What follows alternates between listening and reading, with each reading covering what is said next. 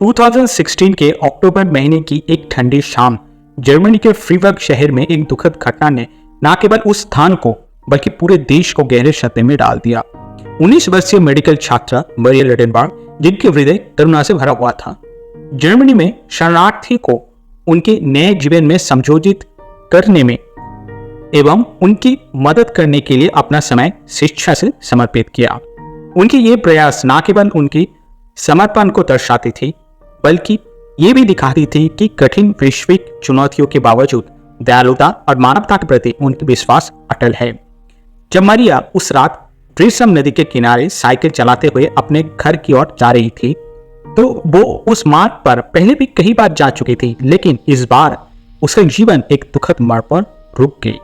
17 वर्षीय शरणार्थी हुसैन खबरी उस समय वहां मौजूद था, जो उसकी प्रतीक्षा कर रहा था। खबरी ने अचानक मरिया पर हमला कर दिया, जिससे एक युवा महिला का जीवन, जो भविष्य की संभावनाओं और आशाओं से भरा हुआ था, बेरहमी से समाप्त हो गया।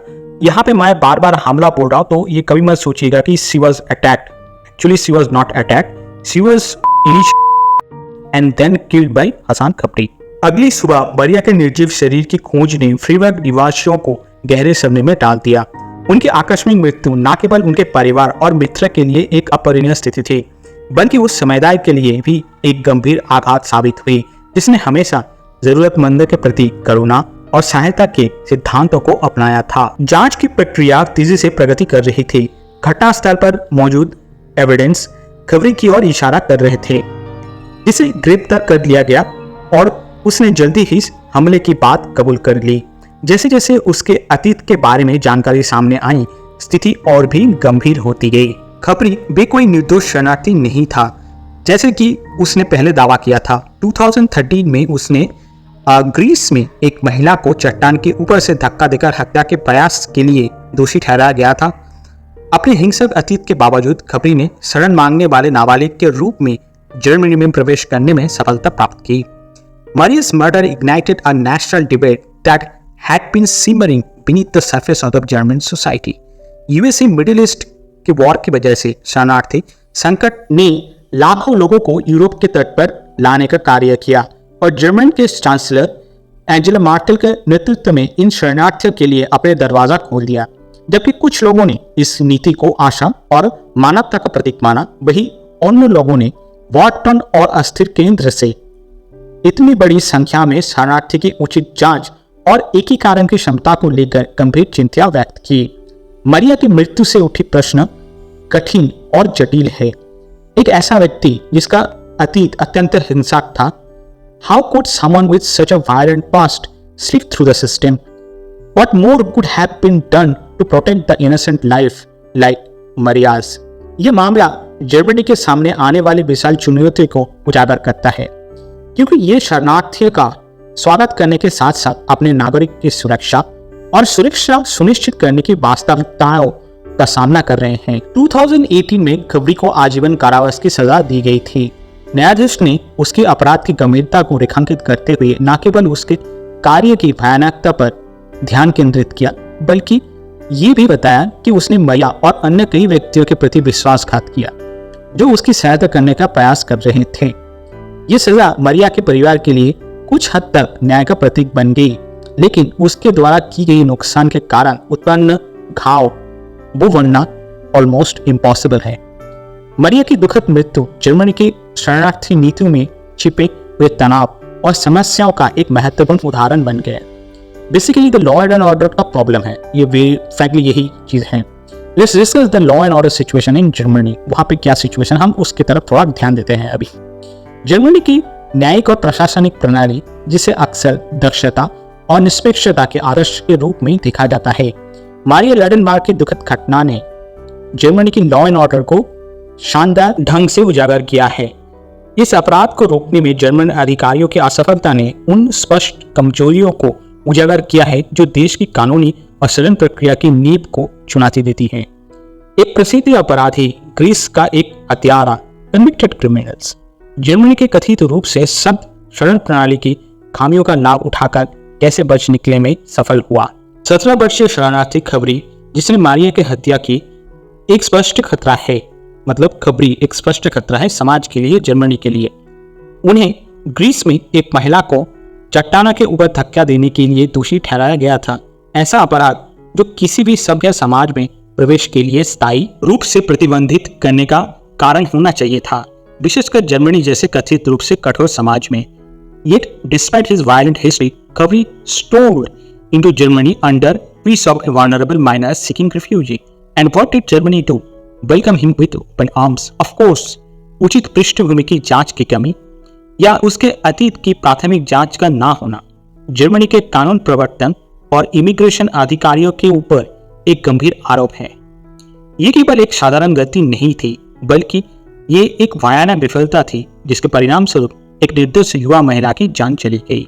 शरणार्थी द्वारा प्रस्तुत की गई उम्र और उनके द्वारा बनाए गए किस्सों पर जर्मन प्रणाली की निर्भरता न केवल विफलता का परिचय है, बल्कि ये एक गंभीर लापरवाही को भी दर्शाता है। Kavri's claim to be a minor should have been scrutinized with the seriousness it deserved. इसके बजाय इसे सही मानते हुए इसे स्वीकार किया गया, जिसके परिणाम स्वरूप एक खतरनाक शिकारी को उस समाज में स्वतंत्रता मिल गई जो ये मानता था कि वो शरण लेके एक नैतिक कार्य कर रहा है। But the absurdity didn't stop there. The fact that Kavri's previous crime in Greece didn't trigger any red flags in Germany beyond comprehension. In an interconnected European Union, where information should be flow seamlessly between member states, how it is possible that our convicted criminals would vanish into the shadows, only to reappear and commit an even more heinous crime? Germany's failure to coordinate with other European Union nations on matter as critical as criminal records is not just a bureaucratic oversight, it is a dereliction of duty. जवाबदेही की कमी अत्यंत चिंताजनक है। मारिया की दुखद मृत्यु के पश्चात ना तो कोई महत्वपूर्ण सुधार देखने को मिला और ना ही अधिकारियों की ओर से कोई सार्वजनिक आक्रोश प्रकट हुआ। इस पीड़ा के लिए जिम्मेदार संस्थान पर कोई कार्रवाई नहीं हुआ। इसके विपरीत जर्मन सरकार ने अपनी प्रणाली में मौलिक और गंभीर खामियों को दूर करने के बजाय एक मानवतावादी महाशक्ति के रूप में अपनी छवि को बनाए रखने पर अधिक ध्यान केंद्रित किया। ये केवल गलत प्राथमिकताओं का मामला नहीं है, बल्कि ये उस व्यवस्था की आलोचना है जो अपने नागरिक की सुरक्षा की तुलना में विचारधारा को अधिक महत्व देती है। खबरी को आजीवन कारावास की सजा सुनाई गई है, जिसका अर्थ जर्मन कानून के अनुसार यह है कि वो केवल 15 वर्ष के बाद पेरोल के लिए आवेदन कर सकता है। एक निर्दयी बलात्कार और हत्या के लिए केवल 15 साल की सजा। ये जर्मनी की न्याय प्रणाली द्वारा प्रदान किया जाने वाला न्याय है, जो कि एक अपमान है, उधार है और अपराधियों के प्रति लगभग दयालुता दर्शाते हैं, जबकि पीड़ित के परिवार को अपने बिखरे हुए जीवन को पुनः सजाने के लिए अकेला छोड़ दिया जाता है। इसमें सच्चे न्याय की कोई परिकल्पना नहीं है। जर्मन कानून प्रणाली में सजा के स्थान पर पुनर्वास का सिद्धांत एक सकारात्मक दृष्टिकोण प्रतीत होता है, लेकिन व्यवहारिक रूप से ये कई मामले में असफल हो जाता है। खबरी ने ग्रीस में अपने पूर्व अपराध के माध्यम से सुधार की क्षमता को पहले ही स्पष्ट कर दिया है। क्या कोई ये सोच सकता है कि वो अब पुनर्वास के लिए सक्षम हो गया है? ये धारणा कि वो अगले 2 दशक में फिर से समाज में लौट आ सकता है न केवल हास्यास्पद है, बल्कि ये मरिया की याद और न्याय की अवधारणा का भी अपमान करती है। इसके अतिरिक्त इस विषय के व्यापक परिणाम जर्मनी की शरण नीतियों में अनियंत्रित राजनीतिक प्रभाव को संभावित खतरों को उजागर करता है। दयालुता और स्वागत करने की छवि बनाए रखने की चाह ने कुछ गंभीर समस्याओं को जन्म दिया है जो खतरनाक है। तो ये तो एकदम क्लियर है कि खबरी जैसे अपराधियों को व्यवस्था का दुरुपयोग करने का अवसर प्रदान किया गया था। जब मानवता के नाम पर नागरिकों की सुरक्षा से समझौता किया जाता है, तब उन मूल्यांकन और उनके कार्यवाहन की प्रणालियों का पूर्ण मूल्यांकन करने का समय आ गया है। When the safety of the citizen is compromised in the name of humanitarianism, it is the time to reassess those values and the system that enforce them. मरिया की दुखद हत्या जर्मनी में कानून और व्यवस्था की स्थिति पर गंभीर प्रश्न उठाती है।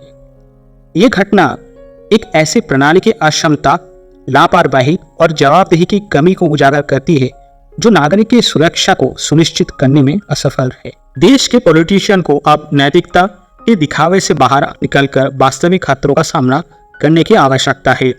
जो उनके भीतर ही विद्यमान है। जब तक वे इस दिशा में ठोस कदम नहीं उठाते, तब तक जर्मन सिटीजन की सुरक्षा हमेशा खतरे में रहेगी और न्याय प्रणाली के ऊपर एक अधूरी और खोखली आशा बनी रहेगी। With this note, let's wrap up this video for today. Thank you guys for watching this video till the end. आपसे मुलाकात होगा नेक्स्ट वीडियो पे. Till then, bye bye.